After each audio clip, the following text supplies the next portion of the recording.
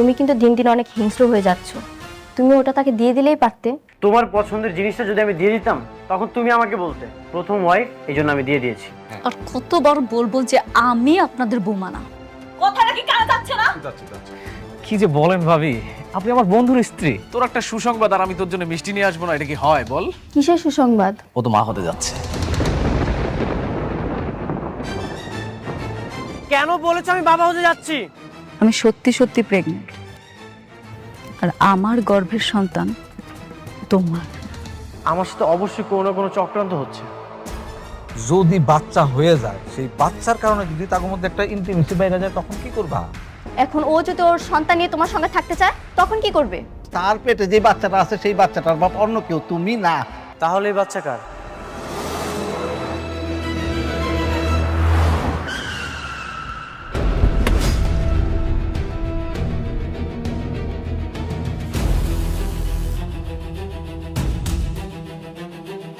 আপনার মেয়ে কোথায়? বাবা তুমি কেন? ও ও তো অফিসে গেছে।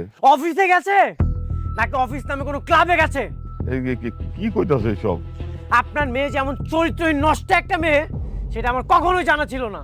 এরকম নষ্টামি করে কান্নাকার বাচ্চা আমার নামে চালিয়ে দিচ্ছে। খবরদার! আমার মেয়ে কোনো খারাপ মেয়ে না। আমার মেয়েরা তুমি চিনো না? ভুল চিন্তাম আমি। একটা মেয়ের চরিত্র যে এতটা খারাপ হতে পারে সেটা আমি কখনোই কল্পনা করতে পারিনি।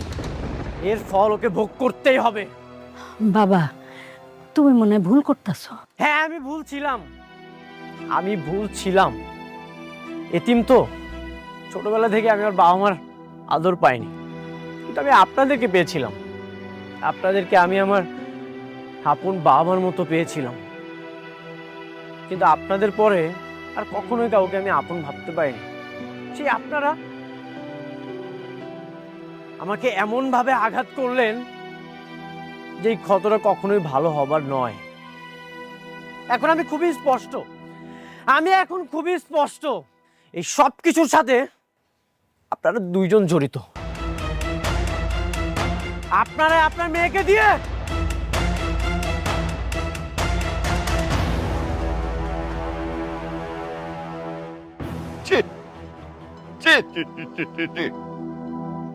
দেখছো কি কয়ে গেল? দেখছো?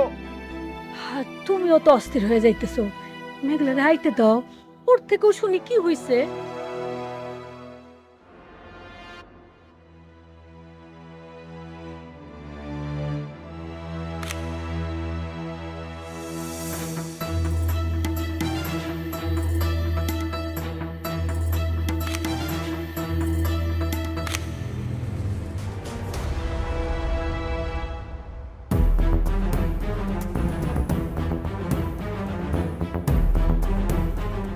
কি করছিলে তুমি? কিছু না স্যার। আরে এটা তো দেখি অনেকের নাম্বার। হ্যাঁ, তাহলে এতদিন তুমি আমার সব তথ্য অনেককে দিচ্ছিলে? হ্যাঁ, মানে স্যার, আরে নিমকারাম, আমার অফিসে চাকরি করে সংসার চালাচ্ছ আর আমারই ক্ষতি করতেছ। এই বেবিটা আমার সাথে করতে পারলে তুমি? ভেবেন তো আপনিও। আমার বন্ধুর সব সম্পত্তি আপনি বের দিয়েছেন। কে তোর বন্ধু? অনেক।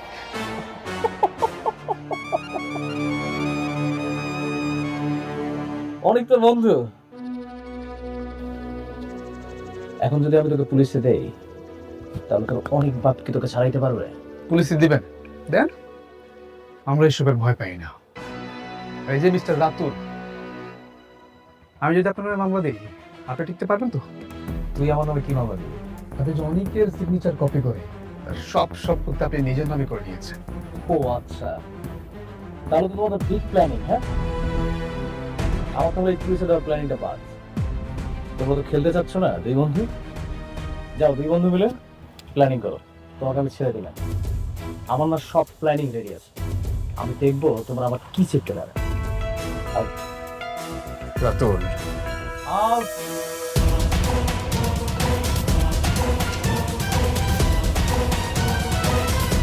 শালা সব পাশে দেখি একদম বেইমানের ডালপালা ছড়াই গেছে। একটা বেইমান আমার সাথে ঘোরাঘুরি করতেছে, আমি বুঝতেই পারলাম না। এই তোমরা একটু চোখ কান খোলা রাখতে পারো না? আমাদের যে এই প্রজেক্টের এখানে যে টোটাল বিল দেওয়া আছে সেটা আপনার প্রায় 10,000 কোটি টাকা। মেঘলা, আমরা আমি মেঘলার সাথে দেখা করতে চাই। যাবে না, ম্যাডামের অনুমতি নিতে হবে। না, আমি ভিতরে যাব। আমি মেঘলার সাথে কথা বলতে চাই। কি ব্যাপার, আপনি অনুমতি ছাড়া প্রবেশ করলেন কেন? কেন ডিস্টার্ব করলাম নাকি? দেখুন, আপনার নিজেরও একটা অফিস আছে, আপনি ভালো করে জানেন যে এরকম একটা অফিসে অনুমতি ছাড়া প্রবেশ করাটা অভদ্রতা। আমি মেঘলার সাথে কথা বলতে এসেছি। এখান থেকে যাওয়ার সময় না হয় আপনাকে আমি সরি বলে যাব। কি বলতে চাও তুমি, বলো। তুমি যে এতটা নিচে নেমে যাবে আমি এটা কখনোই কল্পনা করতে পারিনি। কি করছি আমি? কি করছি তাই না? আমি তোমার জন্য কি করি না? আমার অর্থবিত্ত সবকিছু ছিল। আমি কোটিপতি ছিলাম। তোমার মতো গরিব ঘরের মেয়েকে আমি বিয়ে করেছি। তোমার প্রতিটা বিপদে আমি ছায়ার মতো পাশে ছিলাম। এমনকি তোমার বাবার জীবনটা পর্যন্ত। আপনি ঘুরিয়ে পেঁচিয়ে কথা না বলে আমার ম্যাডাম কি করেছে সেটা বলুন। হ্যাঁ, কও আমি কি করছি, আমি সেটা শুনতে চাই, কও। আমি তোমার হাজবেন্ড, আমি তো জানি এই গর্ভের সন্তানটা আমার না। তাহলে সন্তানটা কার?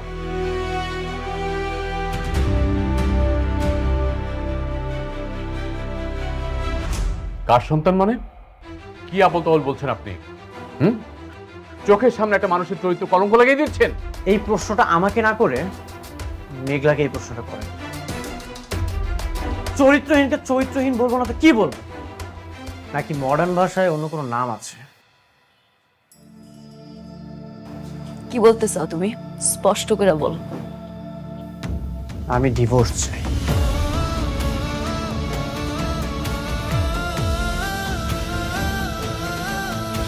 সইলা তো তুমি অনেক আগেই গেছিল,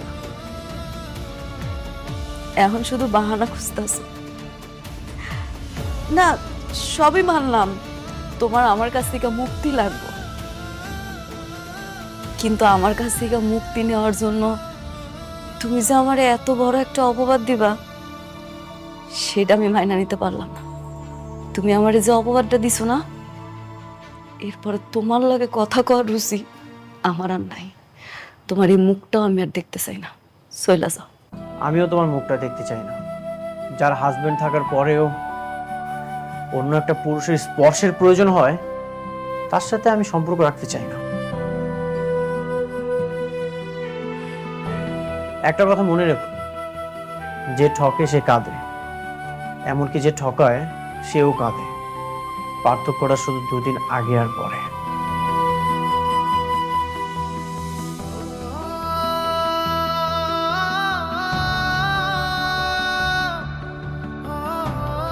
ম্যাডাম, আপনি শান্ত হন।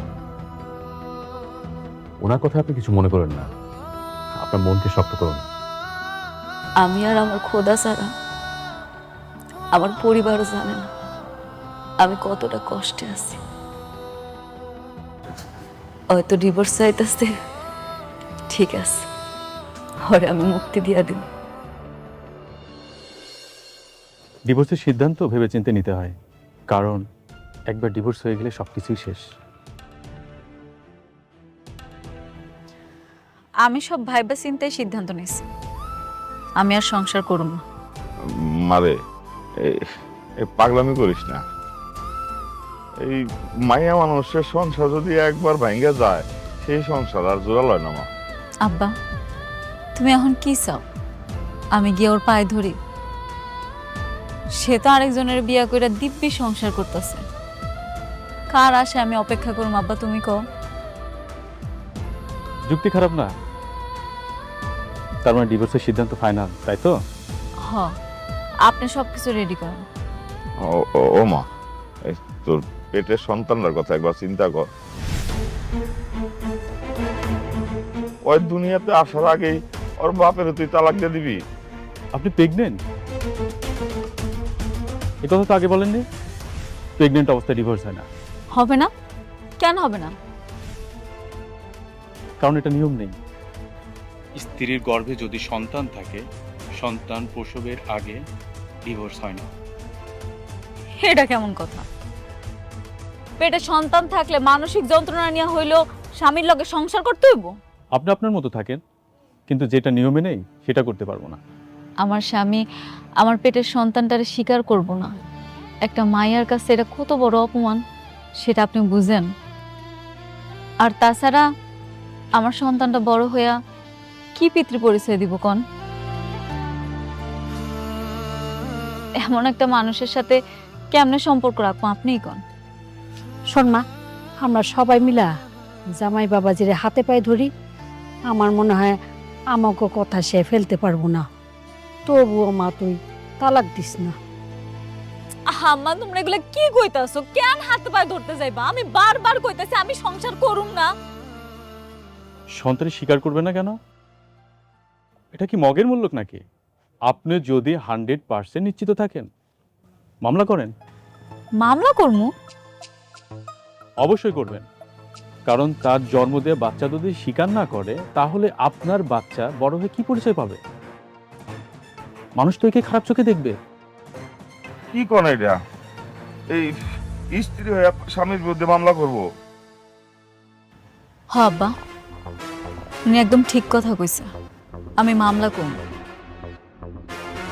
আমি আমার সন্তানের পিতৃ পরিচয় আদায় করেছিলাম। থানায় গিয়ে মামলা করেন। মামলা যদি কোর্টে যায় তারপরে আমি আসি। আপনি সব ব্যবস্থা করেন, এর জন্য যা যা লাগে সব করতে রাজি আছি। ঠিক আছে, আল্লাহ হাফেজ।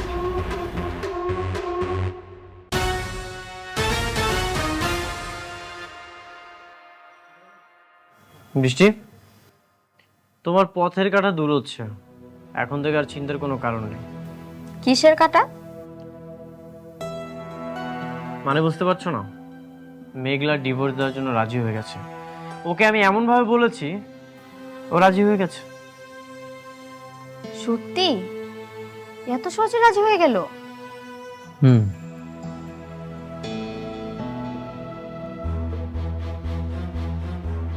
সাবির, কি অবস্থা? অবস্থা ভালো না। কেন, কি হয়েছে?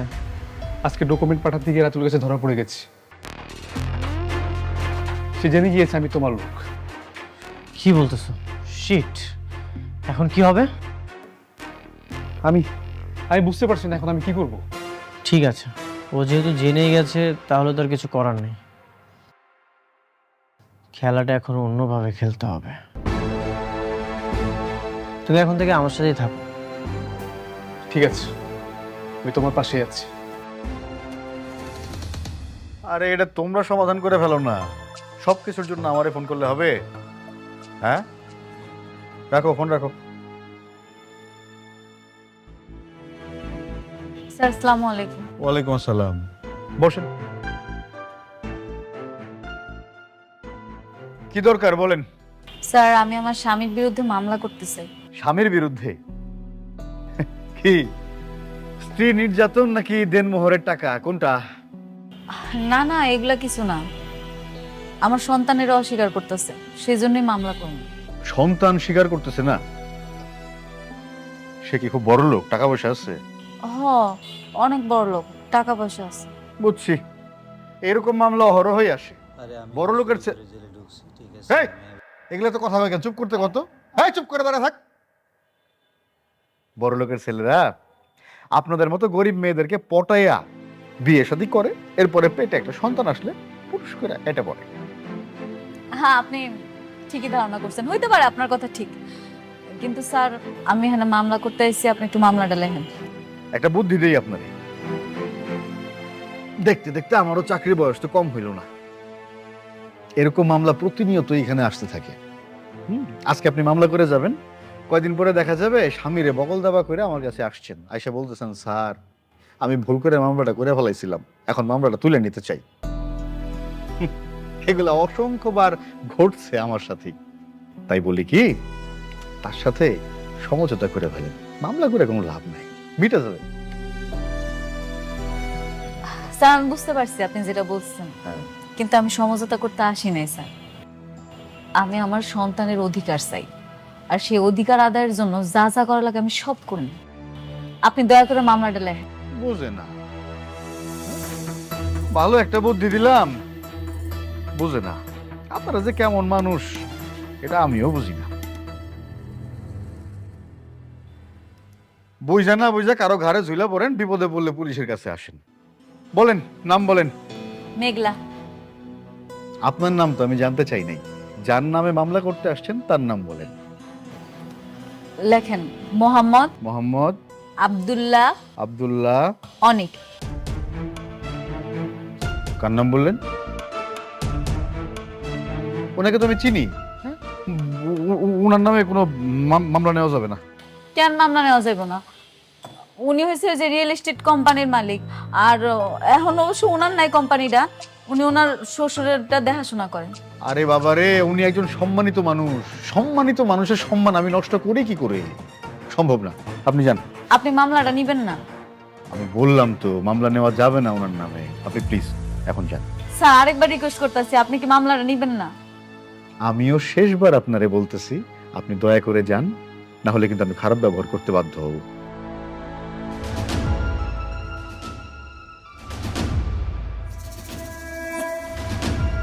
ওরে বাপরে, কার নামে মামলা করতে আসছে? এই কি হলো? আপনি আবার কারে ফোন করতেছেন? স্যার আমার 2 মিনিট সময় দেন, আসলে আপনি বুঝতে পারবেন। Hello manager uncle.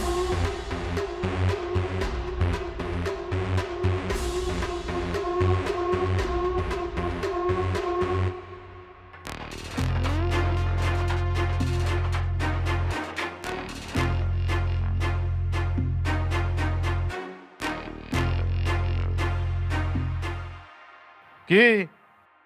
কাকে ফোন করলেন? আসার তো কোনো খবর নাই।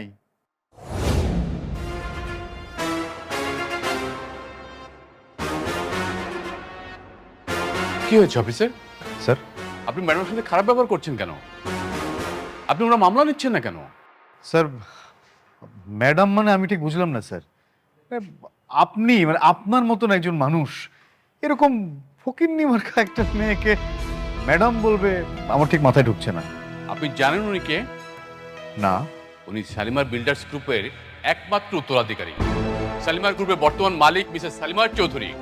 আপনি তার সাথে খারাপ ব্যবহার করছেন। কি বলছেন স্যার? শালিমার গ্রুপের মালিক, সে তো হাজার হাজার কোটি টাকার মালিক। এইরকম পোশাক আশাক পরে থাকবে? নিজের মুখে বললো যে বস্তিতে থাকে, সে কিনা শালিমার গ্রুপের মালিক। স্যার আমার বিশ্বাস হচ্ছে না। সেটা জেনে কি আপনার তো কোনো দরকার আছে? না। এখন বলুন আপনি ম্যাডামের কেসটা নেবেন কিনা? অবশ্যই অবশ্যই স্যার, আপনি যেহেতু বলছেন অবশ্যই নেব। প্লিজ বসুন। বসুন ম্যাডাম। স্যার শুধু কেস নেব বিষয়টা তা না, ওনার অভিযোগ যদি সত্য হয় তাহলে স্যার আসামিকে ধরার ব্যবস্থা করব, যথাযথ শাস্তির ব্যবস্থা আমি নিজ দায়িত্বে করব, কথা দিচ্ছি স্যার। Thank you officer. তাহলে সেটাই করেন। উনি আমার সন্তানরা অস্বীকার করছে, তার বিরুদ্ধে আপনি মামলা লেখেন। জি, আপনি কাইন্ডলি পুরো নামটা আবার একটু বলুন। আমার নাম নাকি ওনার নাম? যার নামে মামলা করবেন তার নাম লেখেন মোহাম্মদ আব্দুল্লাহ অনিক। ঠিকানাটা একটু বলুন। ঠিক আছে। Thank you officer. আর আমরা এটা দ্রুত অ্যাকশন চাচ্ছি। জি sir, as early as possible আমি ব্যবস্থা নিচ্ছি। I will try my level best. Thank you officer. চলুন ম্যাডাম। চা খান একটু। Thank you ma'am. চলুন।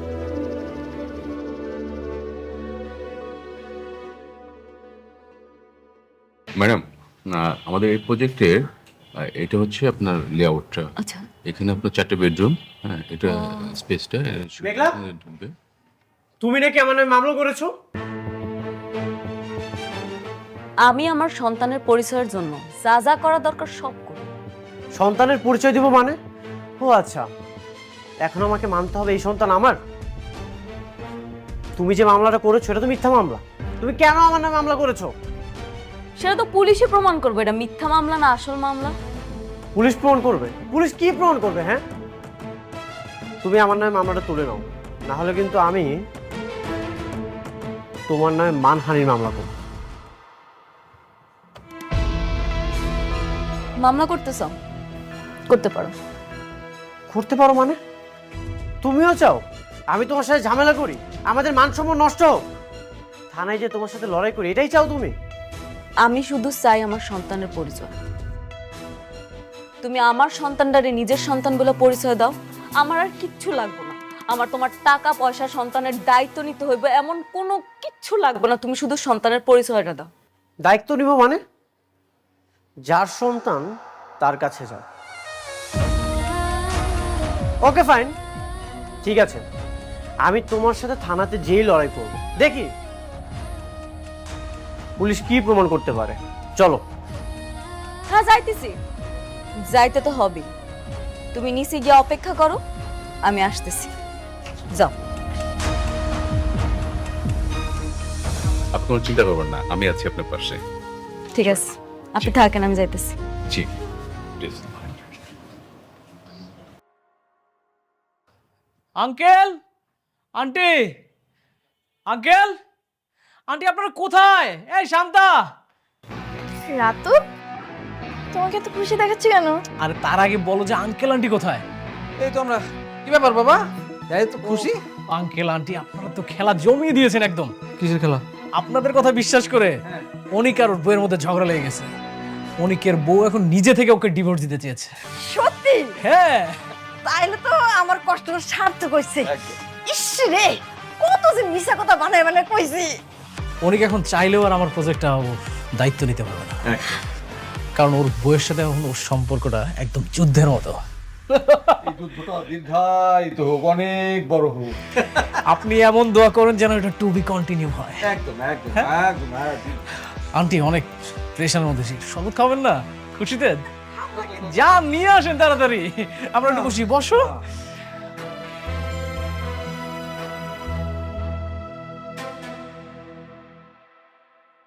যা মেরে জ্ঞান। স্যার আসসালামু আলাইকুম। নিয়ে আসছি। বলেন। স্যার, আমার নামে মিথ্যা মামলা করা হচ্ছে। এই বাচ্চাটা আমার না। শেষমেশ এই মিথ্যা মামলার জন্য আমাকে থানা পর্যন্ত আসতে হলো। বাচ্চা যদি তোমার না হয় তাহলে কি আমি তোমার শুধু শুধু নিয়ে আসছি এখানে? ওটা তোমার অভ্যাস হইতে পারে, আমি আবার না পর পুরুষের কাছে যাই না। তুমি তো আবার স্বার্থের জন্য লোভে পড়ে অন্য নারীরে বিয়া করে ফেলা। তুমি যদি পরপুরুষের কাছে নাই যাও, তাহলে এই বাচ্চাটা কোথা থেকে আসলো? আমি তো জানি এই বাচ্চার বাবা আমি না। তুমি যেটা করেছো সেটা পাপ। অনেক, আমি কোনো পাপ করি নাই, বুঝো নাই তুমি? আপনারা এইভাবে তর্কাতর্কি করেন না প্লিজ, এটা থানা। আপনারা দুজন হচ্ছেন সম্মানিত মানুষ, দুইজন সম্মানিত মানুষ থানায় বসে বসে এইভাবে তর্কাতর্কি করতেছে, বিষয়টা দেখতে ভালো লাগে না। থামেন আপনারা প্লিজ। স্যার, কিভাবে থামবো? আপনার নামে যদি কেউ মিথ্যা মামলা দেয়, আপনি মেনে নেবেন? যে বাচ্চাটা আমার না, সেই বাচ্চার দাবিতে আজকে আমাকে থানা পর্যন্ত আসতে হলো। আমি এত কিচ্ছু শুনতে চাই না। এখানে মামলা করতে আসছি, মামলা হবে। আপনি মামলা লেখেন, আপনি মামলা লিখবেন। আচ্ছা আচ্ছা আচ্ছা, আমি দেখতেছি কি করা যায়। আচ্ছা ঠিক আছে, আমি একটা পরামর্শ দিই, এতে একটা সমাধান হইতে পারে। কি পরামর্শ? আমি টেস্ট করার জন্যে রিকমেন্ড করে দিতেছি, আপনারা ডাক্তারের কাছে গিয়ে একটু টেস্ট করাই আসেন। এখন তো প্রযুক্তির যুগ, টেস্ট করাইলে মানে ডিএনএ টেস্ট করাইলেই বোঝা যাবে যে এই বাচ্চার আসল বাপটা কে। স্যার, গুড ডিসিশন, আপনি খুবই ভালো বলেছেন। টেস্টটা করলেই প্রমাণ হয়ে যাবে। আমি আসলে এই ঝামেলা থেকে মুক্তি চাই স্যার। তাহলে আমি লিখে দিচ্ছি, আর মামলা এ পর্যন্তই থাকলো। থ্যাংক ইউ স্যার, এত সুন্দর একটা উপায় বের করে দেওয়ার জন্য। আশা করি আমি এই সকল ঝামেলা থেকে মুক্ত হতে পারবো। মোস্ট স্যার আসুন, আমি দিয়ে দিচ্ছি আমার কাছে কাগজটা। আমি বাইরে দাঁড়াচ্ছি।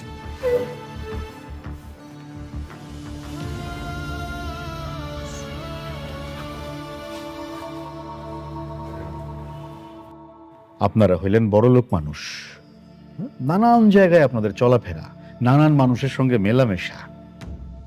ডিএনএ টেস্ট করলে কিন্তু বের হয়ে আসবে যে সন্তানের আসল বাবা কে। আমি ওইটাই চাই। খুব ভালো, কিন্তু ধরেন টেস্টের রেজাল্টে আসলো যে অনিক সাহেব সন্তানের বাবা না, তখন কি হবে?